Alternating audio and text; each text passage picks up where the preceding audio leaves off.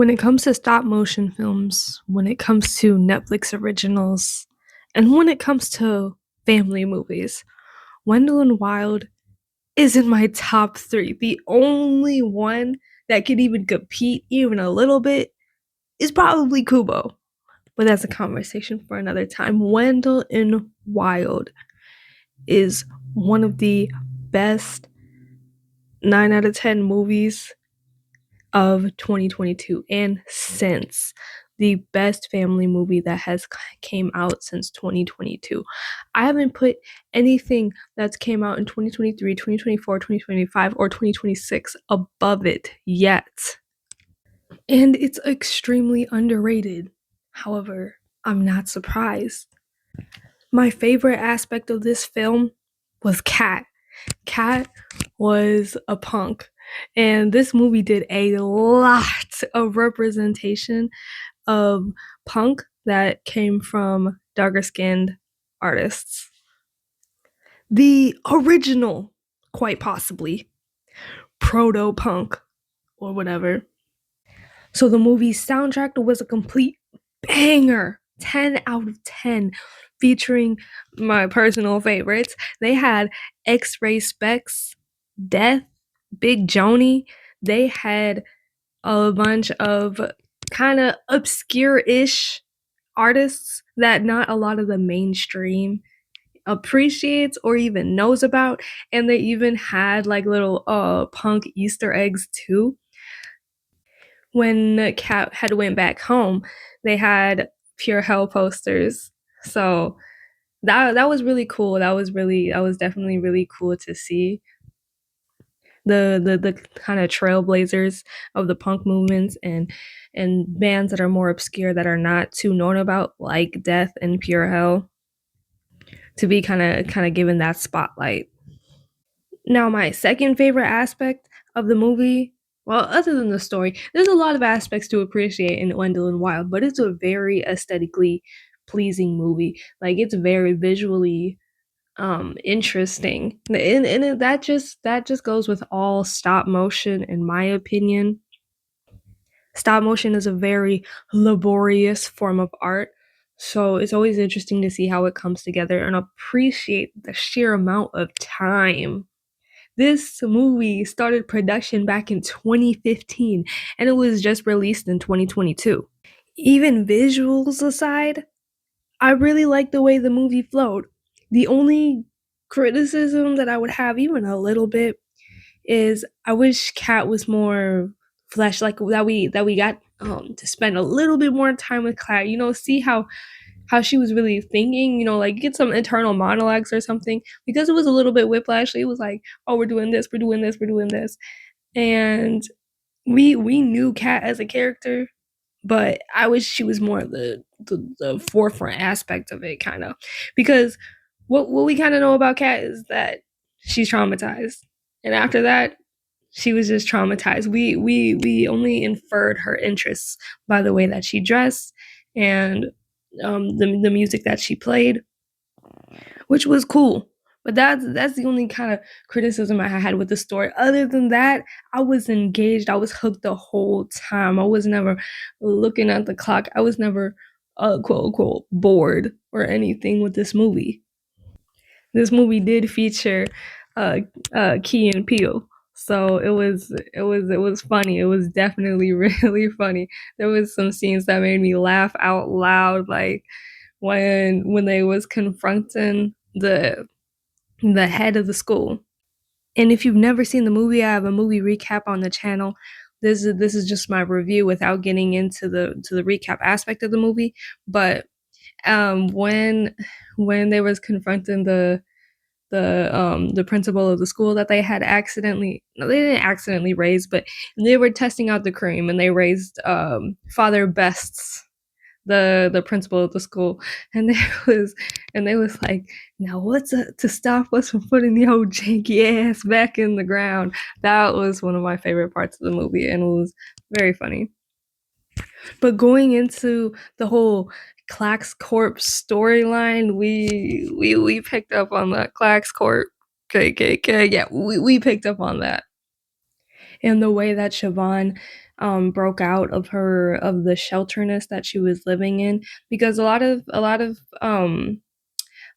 parents and a lot of children of these parents that are either well off, wealthy, rich, generally evil, are kind of in that bubble of propaganda, I would say, of thinking what's going on is cool.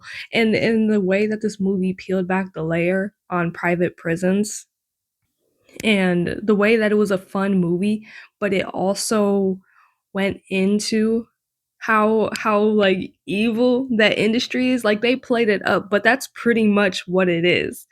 Having a prison, a place that is so allegedly supposed to be for rehabilitation, to be for profit, is just insanely unethical, first of all. So it was cool how they really touched on that in the school to prison pipeline, how they put that whole thing in this movie. They did it a little bit differently because they had a specific program, but even with public schools, and especially in inner cities, is the prison or the school to prison pipeline. That's pretty much, they explain that whole process in the movie, and I was just like, dang. That's another reason why this movie probably didn't get attention like that. They was actually teaching and exposing the real truths, and under, it had your surface level entertainment, but it also had the lessons in real life, like not just, oh, be kind to others. They had the real life lessons. And then a really good arc about overcoming your past and your trauma, and how it shouldn't define you in this stage of life that you are at right now. That was that whole scene where they were doing the soul binding thing, where Kat was confronting her past, not running away from it, owning it, and moving forward. Like, yes, that messed up stuff happened, but it's time to move past that. It's time to live in this moment right now.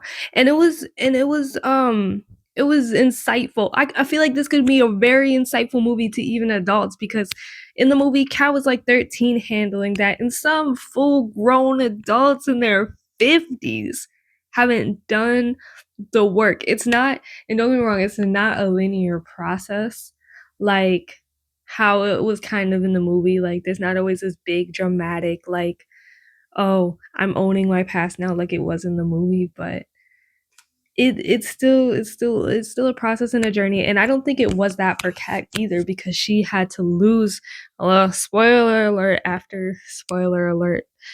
From here it was pretty spoiler free. Now we're getting into some spoiler territory, but after she had to lose her parents again, that was very traumatizing for her, but she was also well equipped to deal with that.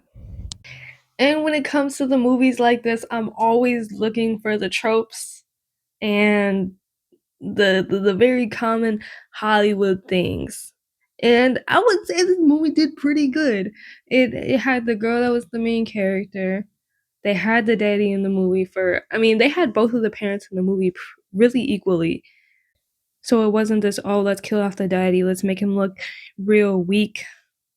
Both of her parents were stand up. Other than that, we had the other Darcian dude that was very evil, who was married to the pale skinned lady. I guess that's kind of Hollywood, but it fitted really well in the storyline. How it showed both of them were like that, those comically evil people. That's not even far off. It's not even far off. The way that they were scheming and plotting, that's not even unrealistic anymore. In this day and age, living in 2026, they probably are scheming.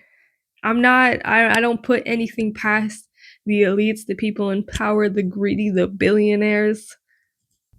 I don't put anything past it. And I like the detail in the movie of how, even with all that money, even owning over half the town, they still didn't pay what they were supposed to pay to Bests or the brothers or anything, which is also a really realistic part of the movie. So all in all, it was a story about corporate greed versus the smaller guys, so to speak, with some supernatural elements towards it. But yes, that's all I have to say on this spoiler-ish free review. Watch Wendell and Wild if you haven't. It is well worth your time.